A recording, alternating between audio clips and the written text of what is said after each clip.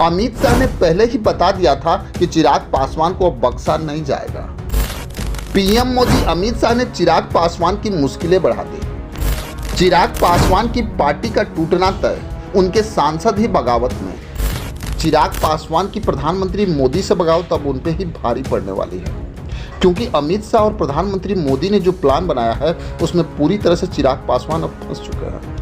चिराग पासवान की एक मीटिंग थी जिसकी अध्यक्षता प्रदेश अध्यक्ष राजू तिवारी कर रहे थे। उसमें चिराग पासवान तो मौजूद नहीं थे, लेकिन उसमें बाकी के 4 सांसदों को पहुंचना था, जबकि उस मीटिंग में केवल 2 ही सांसद पहुंचे थे। एक अरुण भारती जो जमुई के सांसद हैं और खुद चिराग पासवान के जीजा भी हैं। वहीं दूसरी सांसद बीणा देवी भी पहुंची थी, लेकिन बीणा देवी मुश्किल से 10 मिनट ही उस मीटिंग में रुकती हैं, इसके बाद तुरंत निकल जाती हैं।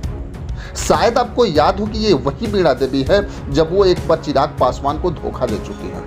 लेकिन इतना तो तय कि इस बार भी बीणा देवी उन्हें धोखा देंगे, क्योंकि कुछ दिन पहले मीडिया में जो खबरें चल रही थी कि चिराग पासवान के पार्टी के 3 सांसद उनकी पार्टी को छोड़ सकते हैं, लेकिन इतना तो दावे के साथ कहा जा सकता है कि 2 सांसद चिराग पासवान के संपर्क से दूर हो गए।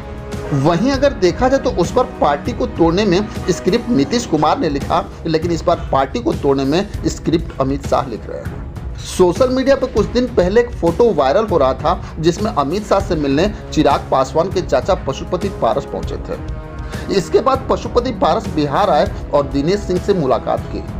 शायद आपको याद हो कि ये वही दिनेश सिंह है जिनकी पत्नी है बीणा देवी, जो चिराग पासवान के पार्टी की सांसद है।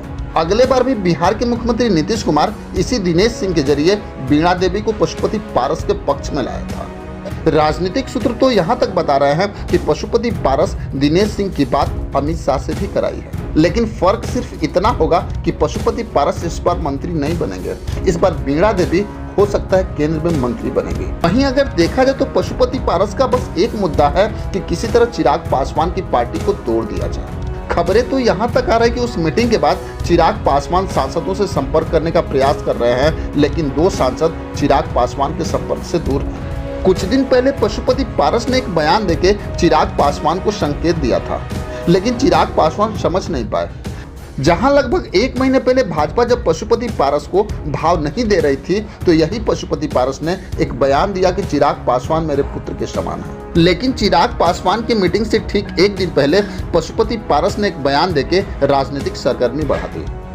पशुपति पारस ने बोला कि हम समझौता किसी भी स्थिति में नहीं करेंगे। यानी मतलब साफ है कि अमित शाह ने जो खेल शुरू किया है अब आखिरी पड़ाव पे है और जल्द ही चिराग पासवान की पार्टी टूटने की खबर आपको मिल सकती है। खैर, अमित शाह और प्रधानमंत्री मोदी जिस तरह का खेल चिराग पासवान यानी अपने हनुमान के साथ खेल रहे हैं, उसमें आपकी क्या राय है हमें कमेंट बॉक्स में जरूर लिखेंगे। बस आज के लिए इतना ही, फिर मिलेंगे। जय हिंद।